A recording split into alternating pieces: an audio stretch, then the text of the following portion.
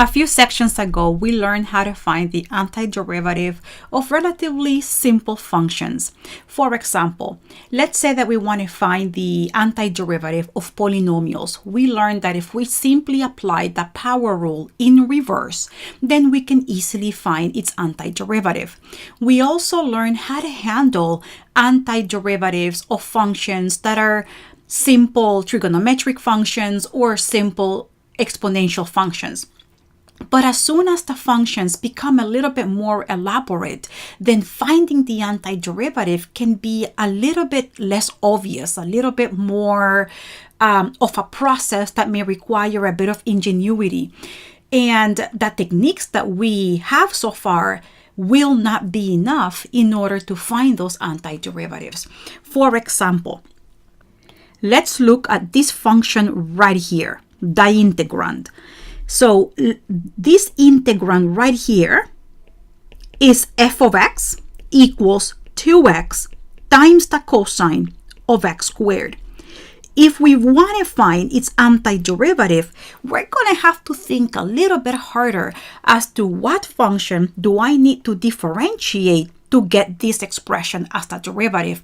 It may not be that straightforward. A little bit of ingenuity is required. And if you try to use the techniques that we learned a few sections ago, chances are they're not going to work that easily. However, if you somehow think of letting big f of x equals to sine of x squared, imagine that you do that. And if I differentiate big f of x, I end up getting the derivative of sine is cosine. So then that's going to be cosine of x squared. And now applying the chain rule to the inner function will give us times 2x. And now I notice that this expression is exactly what I have here as the integrand of this indefinite integral. So then what we discovered here is that the integral of 2x times the cosine of x squared dx is going to be equal to sine of x squared plus c, the constant of integration. Everything looks straightforward.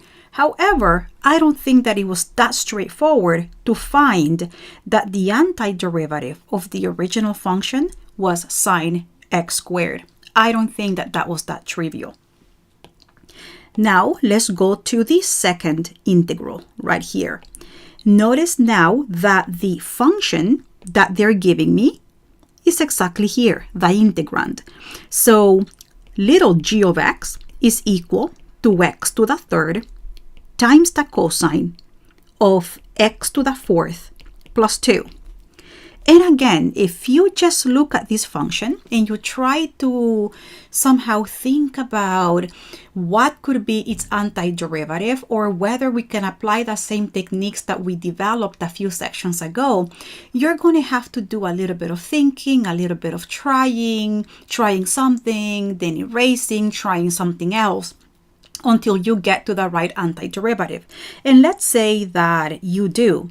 Let's say that you figure out that big G of x is going to be equal to sine x to the fourth plus 2 divided by 4.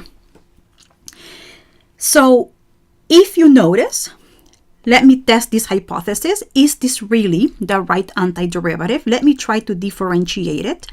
The derivative of big G of x will be equal to cosine of x to the fourth plus 2, that will be over 4, times the derivative of the inside.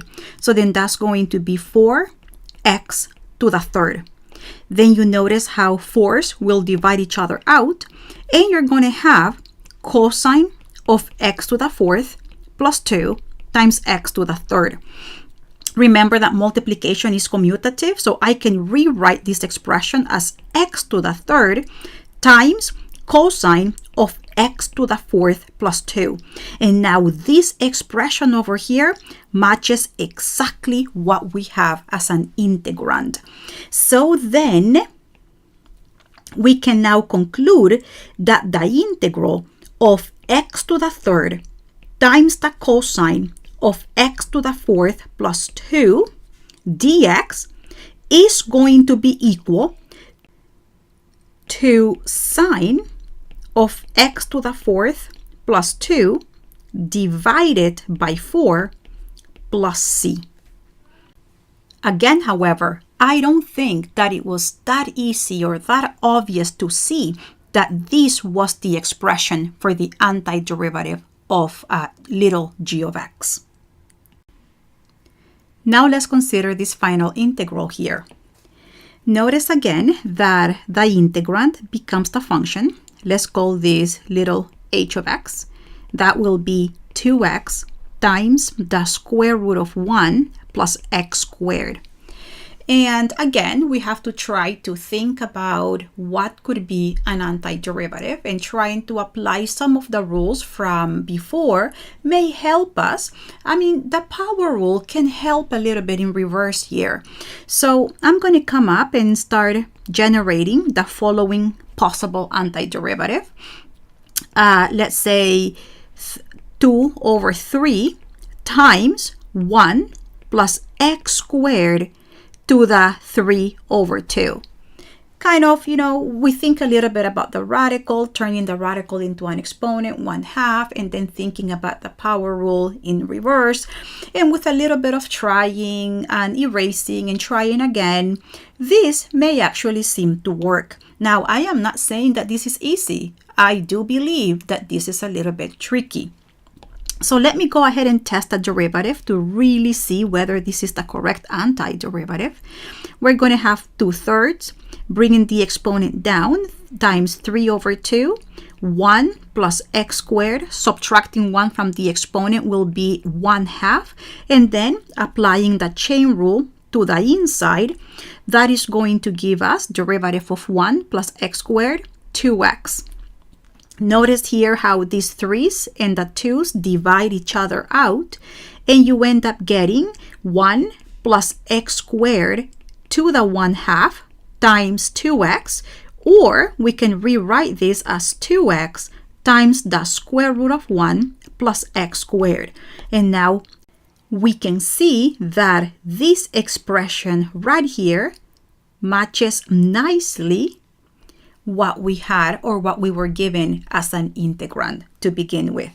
So then we conclude that the integral of 2x times the square root of 1 plus x squared dx is going to be equal to 2/3 times 1 plus x squared to the 3 over 2 plus c. All right. So what do we do now? This is not easy. It's not easy to come up with all of these antiderivatives that we have here. However, I want you to start noticing a pattern. Now in this section, we are going to start learning a technique as to how to evaluate an indefinite integral or definite integral where the integrand has a special format. This is the format I'm talking about. I want you to notice that in all of these integrands, there is a composition of functions. Here is the composite function, cosine of x squared. Think of cosine as the outer function and x squared as the inner function. And then, right next to it as a factor appears the 2x. This 2x is the derivative of the inner function. Let's go back to the second integral. Again, notice the composition of functions. Here is my composite function. Cosine is the outer function, and x to the fourth plus 2 is the inner function. And right here, as a factor, I have x to the third. X to the third is the derivative of the inner function. Even here, we have a similar format. Here is the radical, the outer function, and the inner function, 1 plus x squared. And then this factor, 2x. 2x is the derivative of the inner function. That is not a coincidence. All of these integrands right here are connected to the chain rule. In other words, as we noticed, once we obtain the antiderivative, we apply the chain rule. And then when we differentiate it, we ended up getting exactly the same integrand.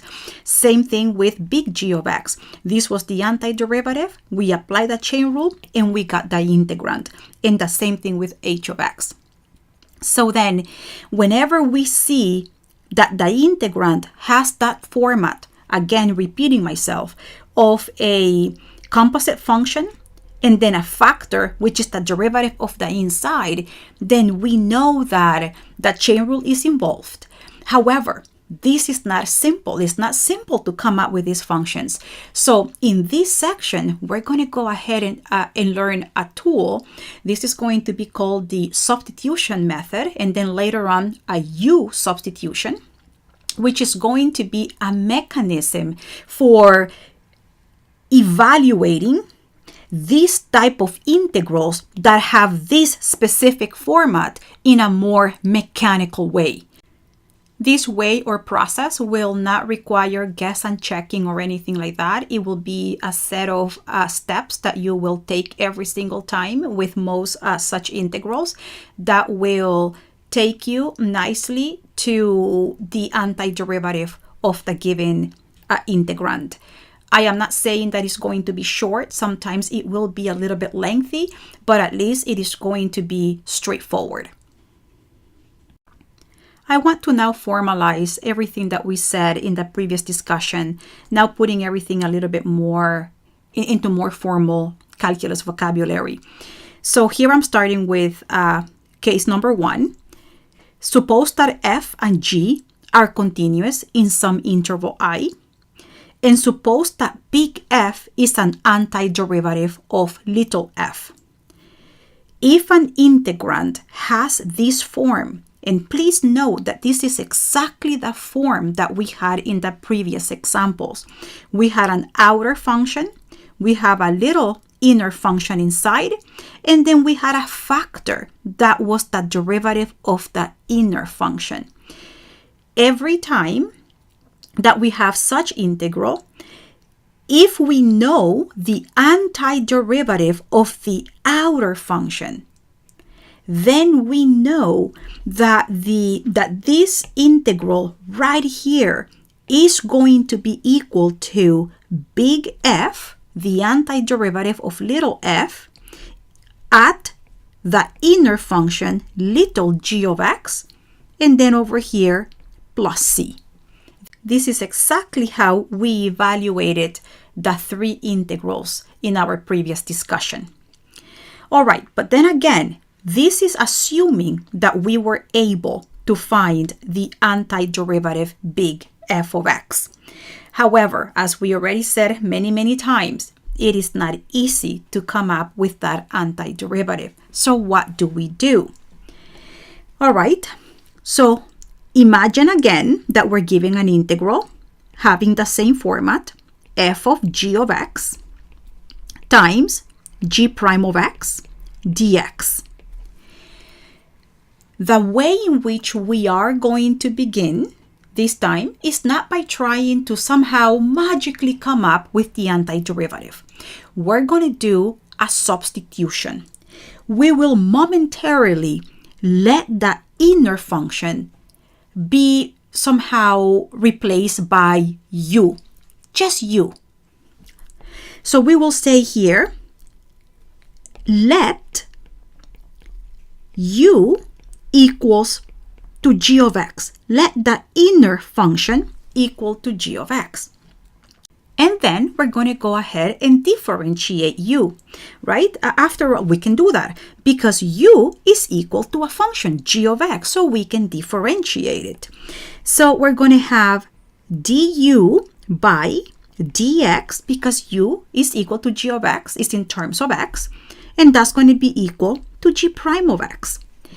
Now, this is where we're going to go ahead and do something a little bit different. You remember that du by dx is just notation, the notation of a derivative in Leibniz form. We don't treat it as a fraction. However, we're going to bend the rules slightly in this case, and we will pretend, just for the sake of simplicity, that du by dx behaves like a fraction. I know that it sounds strange. It sounds like this somehow are we bending the rules? What is happening? But this is just an innocent trick that will not do anything. It will not do any harm to our calculus, but it's going to allow us to create this process for evaluating integrals in a better way. Really, it's very innocent. So by thinking of du by dx as a fraction, I can take this dx and move it here to the other side, as if I multiply both sides by dx. Again, I know that it sounds weird, but let's just play along for the moment. There is no harm in doing this at the moment. So this will be du equals to g prime of x times dx. And then let me go back to my original integral, the integral of f of g of x times g prime of x dx. And let me now carry on or apply the substitution. If you remember, this g of x right here is now u. So I'm going to have f of u, and then this entire factor here, g prime of x dx, can now be replaced with du, because du is equal to g prime of x dx. So then I will write over here du. And all of the sudden, I want you to look at this integral. This integral seems to be a little bit simpler, gentler. The idea is that by doing this substitution, you have taken a complicated integral and transformed it into a simpler integral with a simpler integrand, an integrand which just consists of a function f of u. And hopefully it is going to be a lot easier to determine the antiderivative of f of u as opposed to the antiderivative of this complicated expression. So this is why we do a U-substitution, to take an original integral that's fairly complex and for the moment re-express it as a simpler integral whose integrand now consists of a simpler function, and hopefully it will be a lot easier to find the antiderivative of little f. So this is the idea behind a U-substitution, or sometimes informally a U-sub. Now in the next discussion, I am going to show you how to put this into practice by doing a bunch of problems until you really feel that you have a good handle of U-substitution. Here in example 1, they're asking us to evaluate the following integrals. The first one is the integral of this expression right here. I want you to notice right away. Notice how there is a composition, the radical, and the integrand is a quadratic. That's your inner function. And then here there is a factor of x. And so this form over here, this format matches the formats that we started with in this discussion. So then let's apply the U-substitution method to try to figure out what is the antiderivative of this expression. In order to do that, we're going to go ahead and we are going to take the inner function, and the inner function will be expressed as u. We're going to say let the inner function equal to u, as we described just a few minutes ago. So then we will say let u equals to 1 minus 4x squared, and then du will be, now we're going to go ahead and differentiate this expression here. The derivative of 1 is 0, so minus 8x, and then remember to attach the dx. So then let me now go back to the integral. We're going to have the integral. Let me rewrite it as 1 over the square root of 1 minus 4x squared times x dx. And let me now start substituting my u's and everything else. So we're going to have 1 divided by the square root. And if you remember, this is momentarily being replaced by u. So we're going to have here u. And we will now try to see what to do with this expression right here, x dx. The goal is to also replace this by something with u. In order to do that, we're going to go back to this expression above. Let me even rewrite it here. So we have that du is equal to negative 8x dx.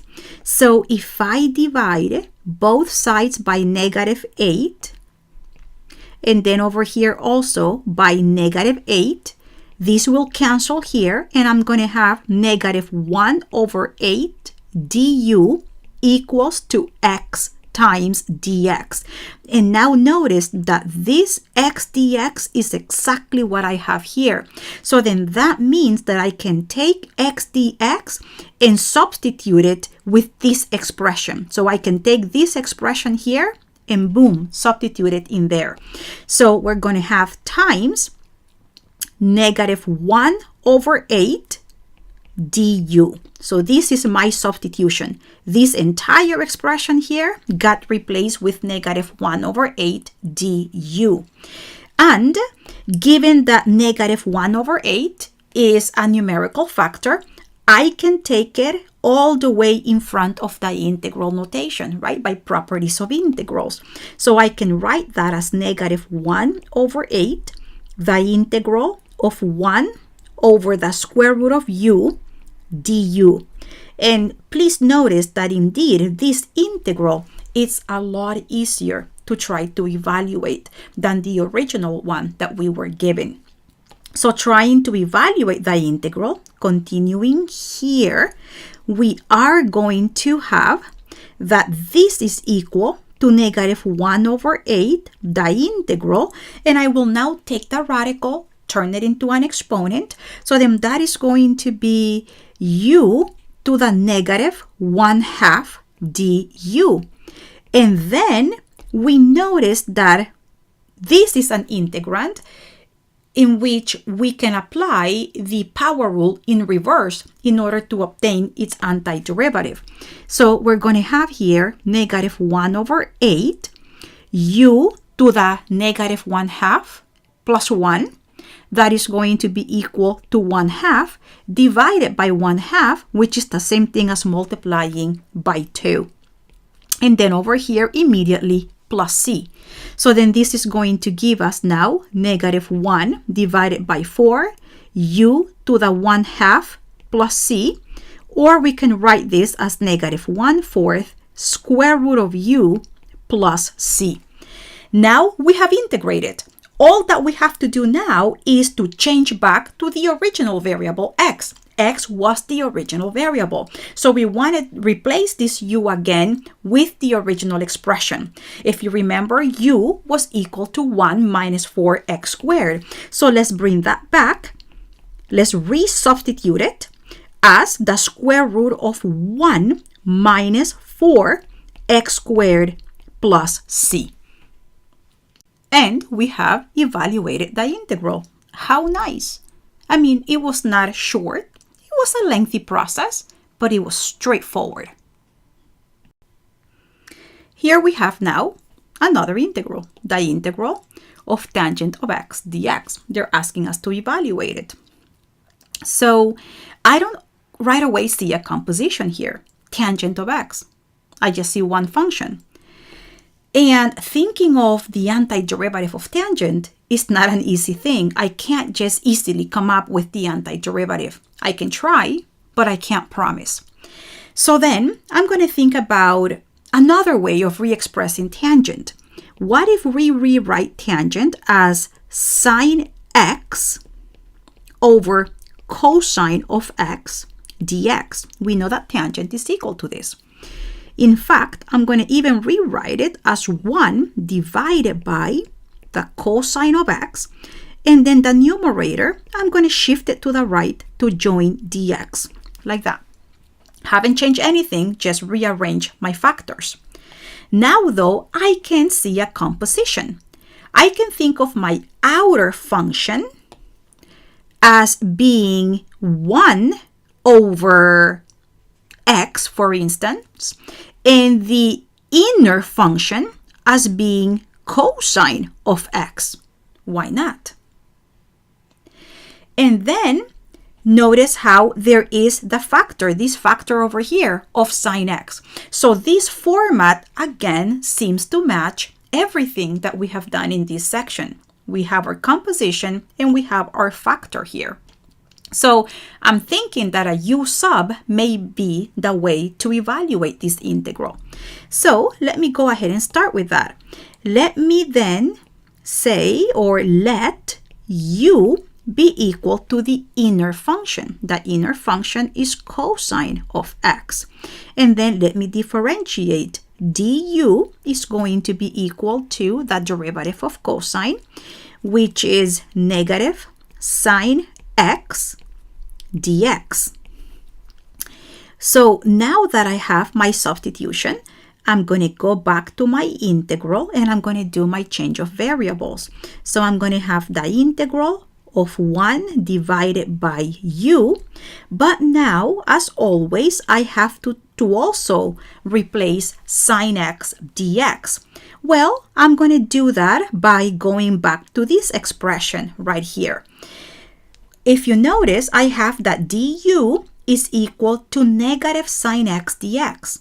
I almost have this expression here. All that I have to do is divide both sides by negative 1. So this is exactly the same thing as writing negative du equals to sine x dx. And now this entire expression can be substituted with negative du. Let's go ahead and do that. We're going to have over here negative du. And now I'm going to take the negative and bring it in front of the integral. I don't need it there inside. So minus the integral of 1 over u du. And look at this integral right here. So much easier than the original one. It is so easy that I can tell immediately what is the antiderivative of 1 over u. What is it? Let's think about it. The antiderivative will be the natural logarithm of the absolute value of u plus c. And practically, you have dealt with the integral. All that you have to do now is to bring back the x variable. So we have to substitute u again with the original expression. If you remember, u was equal to cosine of x. So then this will be equal to minus the natural logarithm of the absolute value of the cosine of x plus c. You can leave it there. You can say, done. This is going to be the evaluated integral. However, it is very common to take this a little bit further and re-express it in a different way. Look at this. By using properties of logarithms, we can take this negative sign and we can bring it up as an exponent. So this is going to be equal to the natural logarithm of the absolute value of cosine of x to the negative 1 plus c, which is equal to the natural logarithm of 1 over the cosine of x, absolute values of that, plus c. And we know that this is the same thing as having 1 over the absolute value of cosine of x is the same thing as the natural logarithm of the absolute value of 1 over cosine of x. I can even put the 1 within the absolute values. And now, hopefully you remember that 1 over cosine of x is secant of x. So this will be the natural logarithm of the absolute value of secant of x plus c. And this is usually how the answer for the integral of tangent of x is expressed. In other words, usually you're going to see that the integral of tangent of x, the dx, is equal to the natural log of the absolute value of secant of x plus c. You're going to see this expression a little bit more often than this one over here. This tends to be a little bit more common to see as the integral of tangent. Here we have another integral. We have to evaluate it. Let's see. Now it is obvious that we have a composition. Think of x to the 6. Let me write that down. Think of x to the 6 as the outer function, and the inner function will be this polynomial here, x to the 3rd plus 3x squared plus 12. And then see, here is that factor. So this again has the format of all of the integrals that we have studied in this section so far. So this is screaming for a U-substitution. So as always, we're going to go ahead and say, let u be the inner function. Let it be equal to x to the 3rd plus 3x squared plus 12. Let me now differentiate. Du is going to be equal to 3x squared plus 6x, and then dx. In this case, because I have a sum, I like to put that sum within parentheses and then have that dx in there to avoid confusion. Now that I have that, I'm going to go back to my integral and I'm going to start doing my substitutions. So I'm going to have the integral, and then we're going to have 1 divided by u to the 6. And then we're going to have to do something about this factor. We want to be able to also replace it with an expression that has du in it. Now notice that over here, we almost have, I do see a 3x squared plus 6. All that I have to do here is to factor a 3 out. When I factor 3, I'm going to pretty much get this expression immediately. So let's go ahead and do that. So this will be here, du will equal, factoring 3, we're going to have x squared plus 2x dx.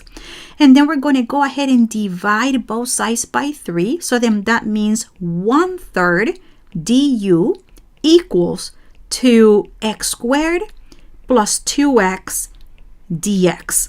Now look at this expression right here. This expression is identical to this one. So we are ready to do our substitution once again. So here we're going to have 1/3 du.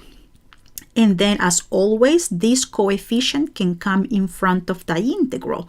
So then that's going to be equal to 1/3 the integral. And instead of writing 1 over u to the 6, I am sensing here power rule in reverse. I'm going to go ahead and right away express it as u to the -6 and then du. So this will give me here 1/3. Now integrating, we're going to have u to the -6 plus 1, -5, and then divided by -5, and then plus c.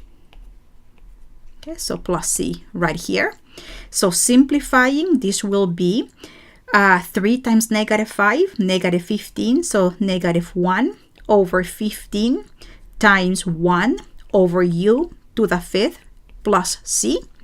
And then bringing back the expression in terms of x, we're going to have -1 over 15 times 1 divided by x to the 3rd plus 3x squared plus 12 to the exponent 5 plus c.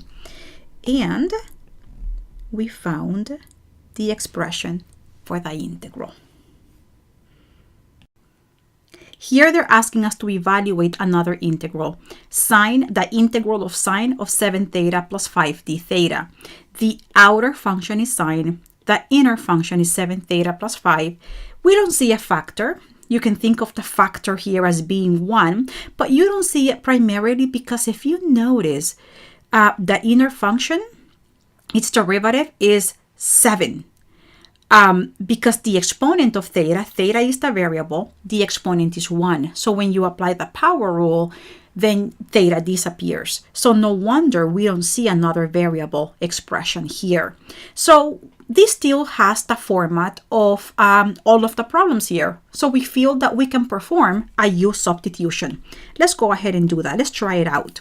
We're going to say, let U equals to the inner function 7 theta plus 5. Let's differentiate. du will be the derivative of 7 theta, 7, and the derivative of 5 is 0. Just remember to attach d theta. And immediately, you know that you're going to have to divide both sides by 7 so that you end up getting d theta by itself, and then you're going to be able to replace this d theta with your new du, your new expression. So let me go ahead and do that right now. This is the same thing as having 1 over 7 du equals to d theta. And now I can go ahead and do all of my substitutions. The integral of sine 7 theta plus 5 d theta will be integral to the equal to the integral of sine 7 theta plus 5 will be replaced with u, and then d theta will be replaced with 1/7 du. Again, this 1/7 is going to come in front of the integral. So that will be 1/7 the integral of sine of u du. And then what we have to do now is to think, okay, what is the integral of sine? In other words, what is an antiderivative or the antiderivative of sine u? The antiderivative is negative cosine u. So 1/7 times negative cosine of u plus c. And now this is the same thing as having negative 1/7 times the cosine of u plus c. What we have to do now is to bring back our variable x. So we will do our substitution again. If you remember, u was 7 theta plus 5. So let's bring that back. 7 theta plus 5 and then plus c. And we have evaluated the integral. How nice. Here we have another integral. The integral of x times the square root of 5x plus 1 dx. I see a composition. The outer function is my radical function. The inner function is 5x plus 1. And I see a factor here. So this, again, it smells like a U-substitution. Let's go ahead and start the process. We're going to say, let u equals to the inner function, 5x plus 1. du will be equal to the derivative of 5x, that is 5. The derivative of 1 is 0, then times dx. Now, I want you to notice that we have obtained here on the right 5 dx. I have dx here in the original expression, but I have an x. I don't have it here. Even if I divide by 5, I don't have this x. So you can stop here and say it's hopeless, but maybe you can get a little bit pickier. And you can do this. Why don't we go ahead and divide by 5, as we were doing in previous problems. So I'm going to take the 5 and divide by that. So I'm going to have 1/5 du equals dx. So right now, dx over here can be replaced by 1/5 du. I can perfectly do that substitution. I know that 5x plus 1 will be substituted with u. All I have to do now is to figure out what to do with x. And that has a fairly straightforward solution. Let's go back to this over here, okay? u is equal to 5x plus 1. So what if we solve for x? We're going to have u minus 1 is equal to 5x, which really means that u minus 1 over 5 is equal to x. So what we can now do is we can take u minus 1 over 5 and we can substitute that here within x. And in that way, we will be able to do a massive substitution, and hopefully though, the new integral will be a lot easier to evaluate. Let's go ahead then and do all of that. So rewriting this, we're going to have the integral of x times the square root of 5x plus 1 dx. That will be equal to the integral, and this is now the first substitution. X will be substituted with u minus 1 over 5, and then times the square root of u, and then dx will be substituted with 1/5 du. So again, x was substituted, the inner function was also substituted, and dx was substituted with 1/5 du. So now let me take the coefficients in front of the integral and start simplifying that expression. That means that we're going to have 1 over 25, the integral of u minus 1.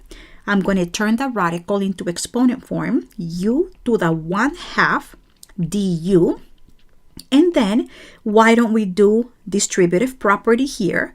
So then this will be 1 over 25, the integral of u, and then adding exponents, we're going to have 3 over 2 minus u to the 1/2 du. And notice how simple it is to integrate this expression. We're going to be using the power rule in reverse. So that will be 1 over 25. We're going to have here u, 3 over 2 plus 1. That's going to give us 5 over 2. And then dividing by 5 over 2 is the same thing as multiplying by 2/5 minus, then we're going to have here u, 1 over 2 plus 1. That's going to be 3 over 2. And then multiplying by 2 over 3.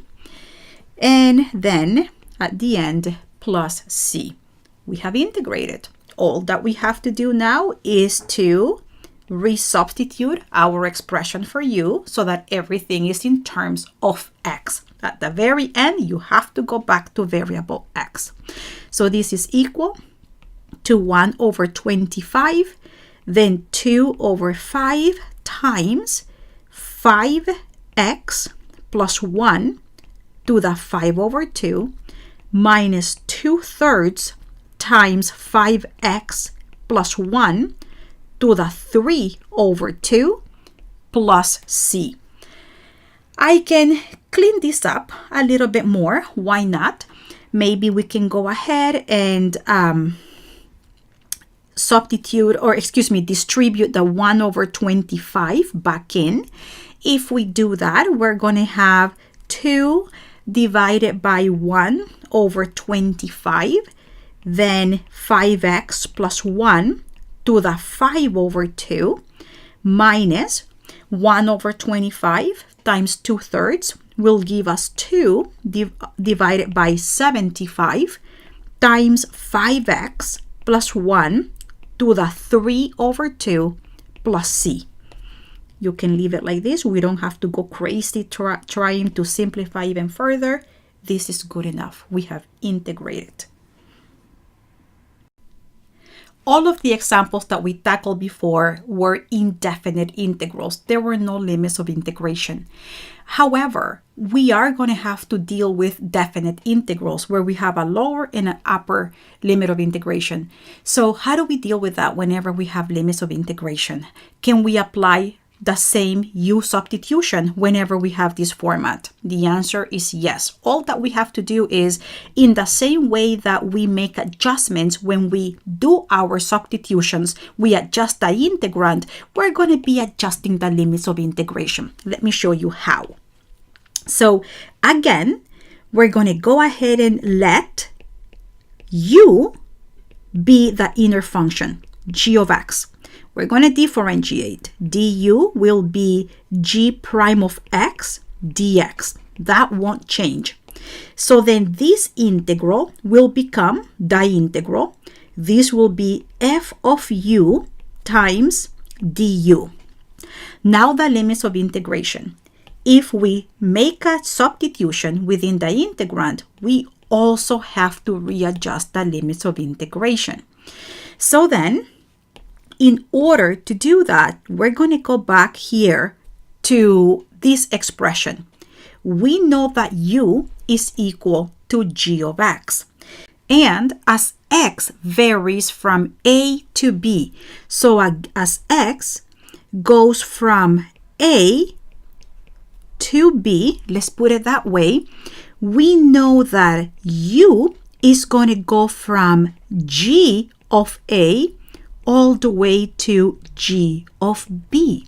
So here, the lower limit of integration will be g of a. That's going to be equal to u of a. And then the upper limit will be equal to g of b. So this is how we also modify the limits of integration. X varies from a to b. So imagine that I plug in a for x here and then b. I can say that u varies from g of a to g of b. So now everything is consistent. So we can go ahead once we have the antiderivative of f of u. We can hopefully we're going to be able to easily find that antiderivative. So for example, let's say that is big F. That means that we're going to have big F of u evaluated. I'm going to be using FTC1, the first fundamental theorem of calculus. We're going to have g of a here and g of b. So this will be equal to f of g of b minus f of g of a. In this case, there will be no constant of integration. And this is how we're going to handle a u substitution with a definite integral. In example 2, they're asking us now to evaluate the following definite integrals. We can see the limits of integration here. Let's go ahead and analyze the integrand. Notice how I do see a composition. Right here, my outer function is the radical function. The inner function is 2x plus 1. I don't see an obvious factor. Well, it's just going to be 1, but that's most likely, look at the inner function. Its derivative doesn't really contain an x, so no wonder. But this still kind of hints that we should use a u substitution. So let's do that. We're going to say let u equals to the inner function, just as we did with all of the previous examples.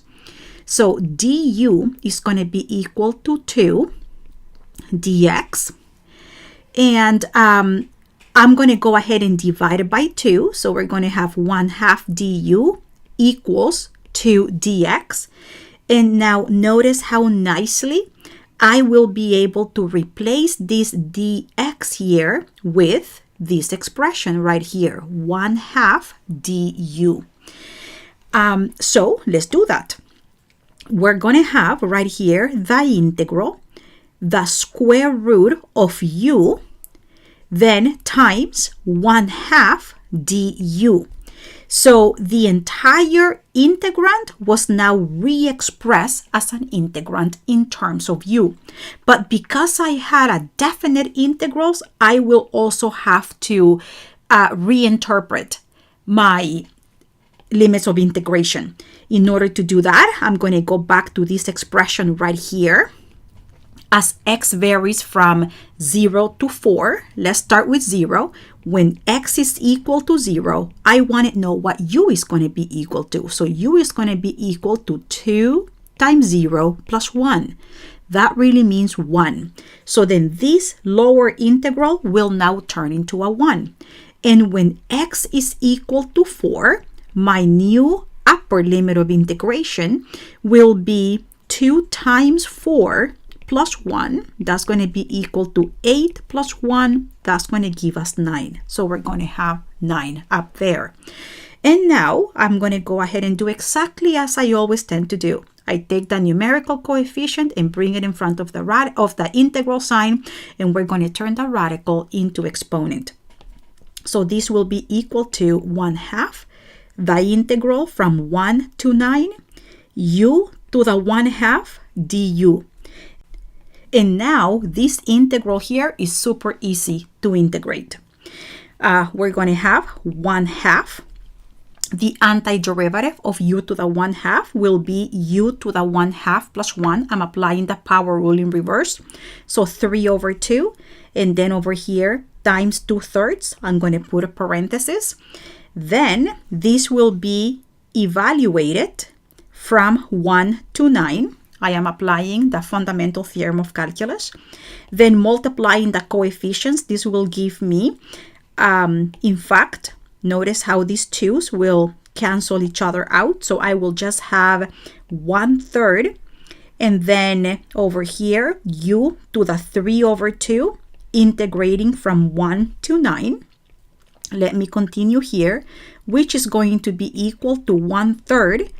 And then substituting, we're going to have 9 to the 3 over 2 minus 1 to the 3 over 2. So then that will be 1/3 times, this is like having here the square root of 9 to the 3rd minus 1.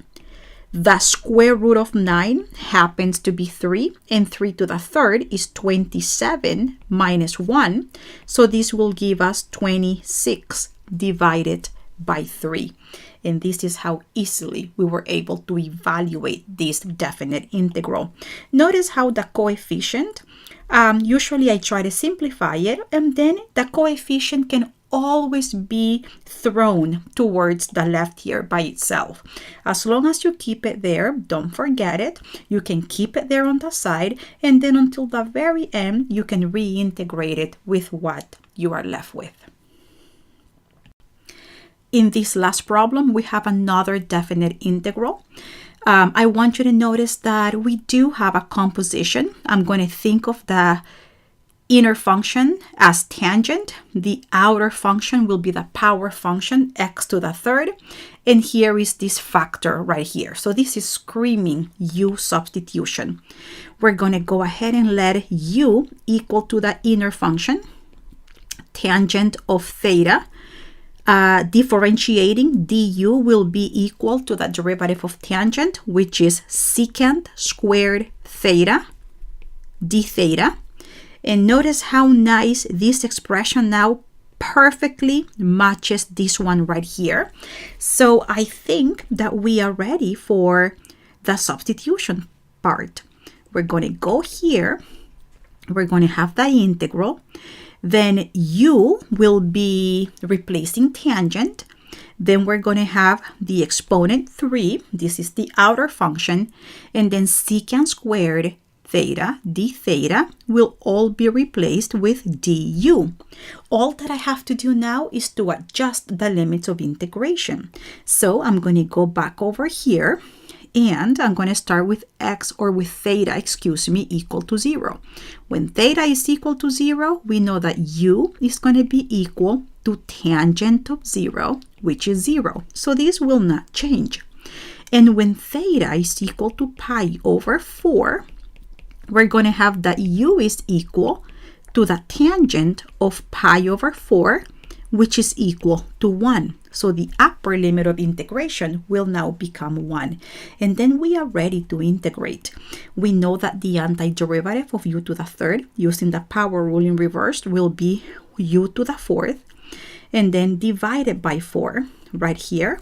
And then we're going to be using FTC1, so integrating from 0 to 1. That is going to be equal to 1/4 minus 0, which is equal to 1/4. And we're done. So now we have developed a new tool that will help us evaluate integrals that are a little bit more complicated, the U-Substitution method. This method is not going to be able to tackle every single integral, but it's definitely a nice technique to have. We want to have something more elaborate. We want to have more ways to evaluate integrals. In the next few lessons, we will develop other techniques for tackling other set of integrals. But for now, this is a really good tool to have.